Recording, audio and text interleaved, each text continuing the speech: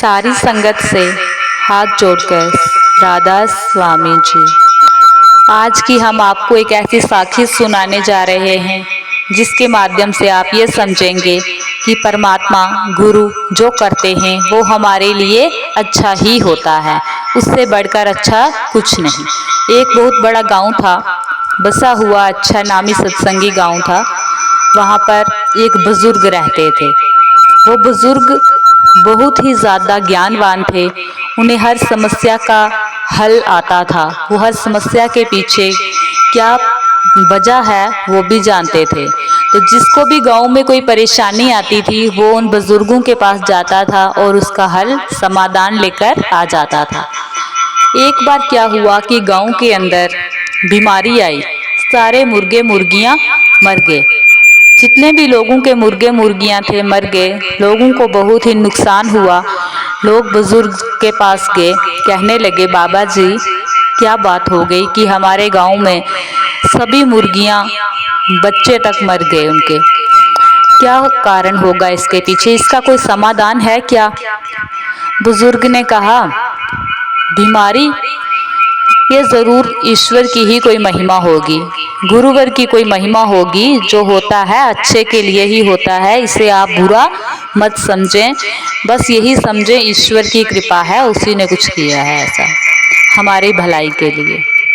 लोग चले गए अपने अपने घरों में। बुजुर्ग की बात तो सभी मानते ही थे। फिर क्या हुआ, थोड़ी देर के बाद कुत्तों को बीमारी आई।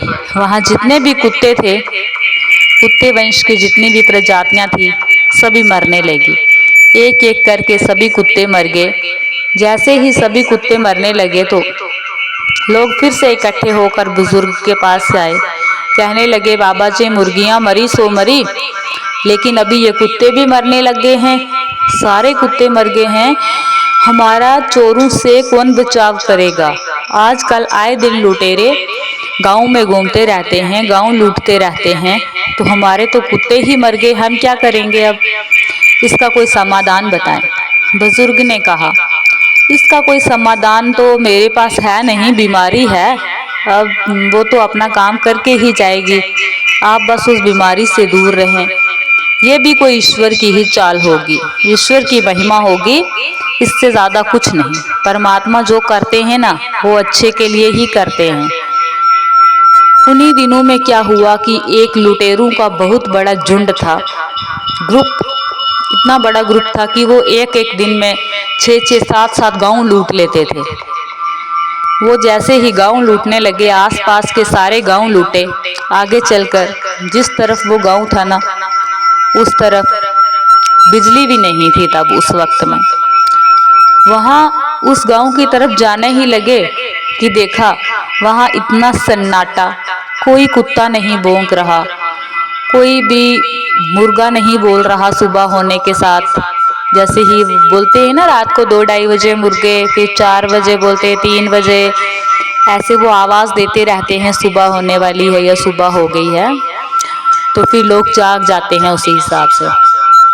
लेकिन चोरों ने सोचा इधर तो कोई बस्ती ही नहीं बसती, सिर्फ अंधेरा ही अंधेरा है, ना कोई रोशनी है, ना कोई कुत्ता भौंक रहा है और ना ही कोई मुर्गे की आवाज़ है।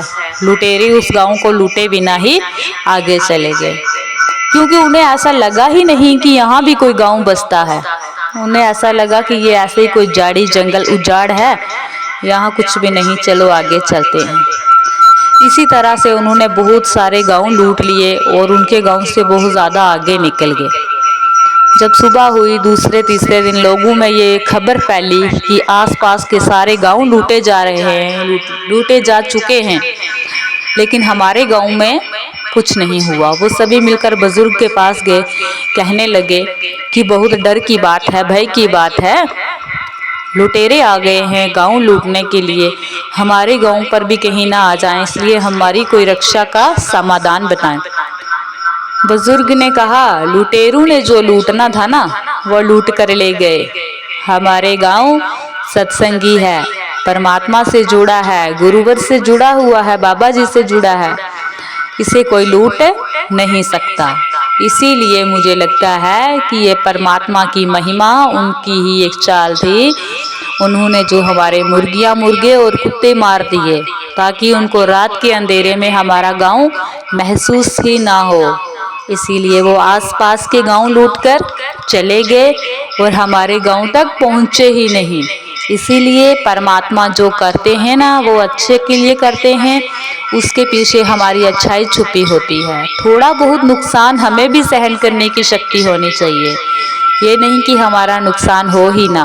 परमात्मा ने हमारे मुर्गियां, कुत्ते मार दिए, लेकिन हमारी धन संपत्ति, घर चलाने के साधन थे, जो व्यवसाय थे, वो बचा लिए। इसके बाद हम और मुर्गियां, कुत्ते वगैरह पाल सकते हैं।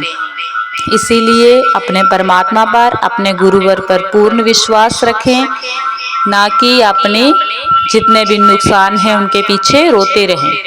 परमात्मा की रज़ा में ही हमारी रज़ा है, उसकी मर्ज़ी में ही हमारी मर्ज़ी है। वो हमारे खिलाफ कुछ नहीं कर सकता हमारे कर्मों के बगैर, और हम उसके खिलाफ कभी जा नहीं सकते, चाहे कितना भी चाह लें।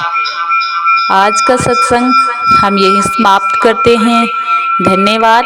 एक बार फिर से सबको राधा स्वामी जी।